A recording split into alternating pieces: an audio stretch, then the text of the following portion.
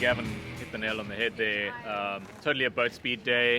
It was a day for, I think, the lighter sailors who could be fully stretched, because getting over those steep waves, you want to be as light as possible, and obviously have maximum torque. So you want to be straight leg hiked the whole way up the beat if you can. You want to be playing the main sheet a lot. You want to have your vang in nice and tight so you can ease the main sheet without the boom rising up. And with a steep chop, you need to steer through the really steep waves. So you don't want to be slamming into the back of a wave and then like falling off the back of it. So it's the usual technique: steer up the wave and then down the other side. Don't really force it. Like don't go absolutely crazy on the tiller, but certainly like feel the bow going up and down those waves. And certainly you can see like just the boats around you who are not steering through the waves, and then if you are steering through the waves, you'll just get like a nice half boat length each time. By the time you get to the windward mark, you're 5-10 boat lengths ahead of them. So it's just those small incremental boat speed gains that made all the difference today. Some people are able to get away without working as hard. They just have that knack of sailing high and, just basically, I would call it lazy sailing, where you sort of feathering up through the gusts, and that might work for you on a frostbite when the beats are short, but over time, those people who are going for flat out speed on a longer race course are going to be ahead of those people. So you don't want to be lazy. You want to be straight leg hiked. You want to be playing that main sheet the whole way upwind. And yeah, if you had consistent boat speed upwind, you're always going to be in the top 5 around the windward mark. And then downwind, beautiful swells running downwind. Very important to catch every single one of them, the big ones. Make sure you get a nice surf going. So often that meant moving your weight forward to catch the wave, and then maybe just ease it, get back a little bit as you're on the wave.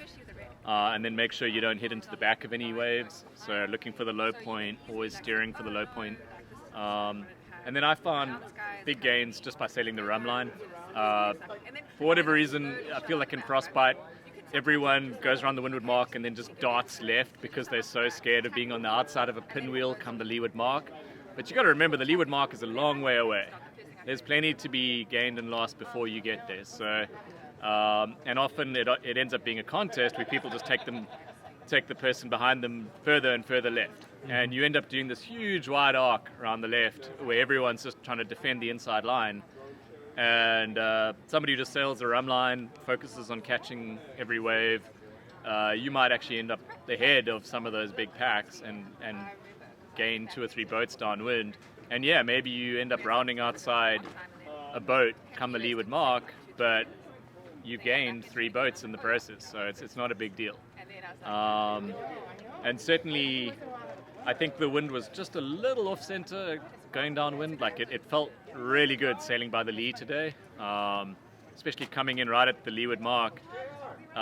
You could sail beautifully by the lee, get that reverse flow going, and then if you did a leeward press, you could really shoot down some of the steeper waves and get some good surfs going and potentially catch a boat length. Certainly I rounded a few times outside 1 or 2 boats, and it wasn't a big deal because I was able just to foot off as soon as I rounded, get some clear air and sail fast, and then end up catching that boat that had rounded inside me by the time I got to the finish line, just by sailing fast. So it's not the end of the world rounding outside somebody, but you just got to commit to, sailing fast, get yourself some clear air, and just go.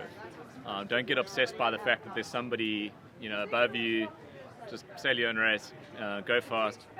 And then on the finish line, I think it was a short enough finish line that it didn't really matter. Like there wasn't a whole lot of strategy there. The whole day it felt like the right was just a little bit better, maybe because of current, maybe because of something else.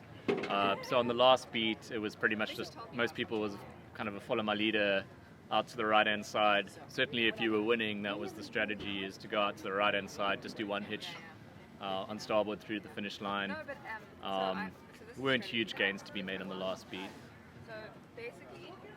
Cool. Thanks, Good. Dave. I appreciate Yeah. it. Any other questions?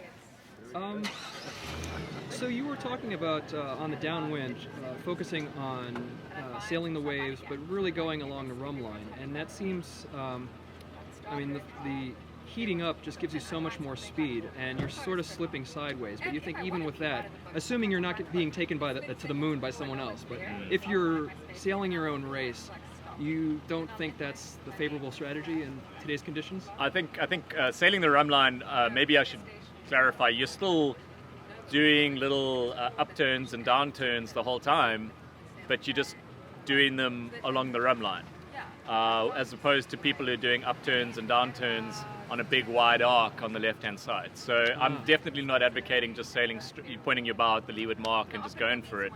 I'm just talking about doing your turns, but on the shortest possible distance. And on a day like today, I probably picked off, over the course of today, probably 10 or 12 points just by sailing the rum line downwind. Now that doesn't always work. Like sometimes the one side of the run is definitely favored.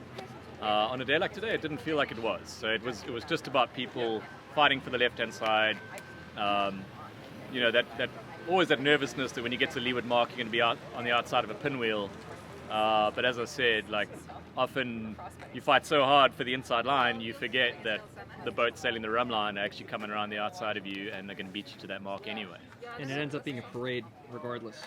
So. Yeah, I mean, honestly, the other danger of everyone shooting out to the left is you don't have clear air, right? So, often there's like a sort of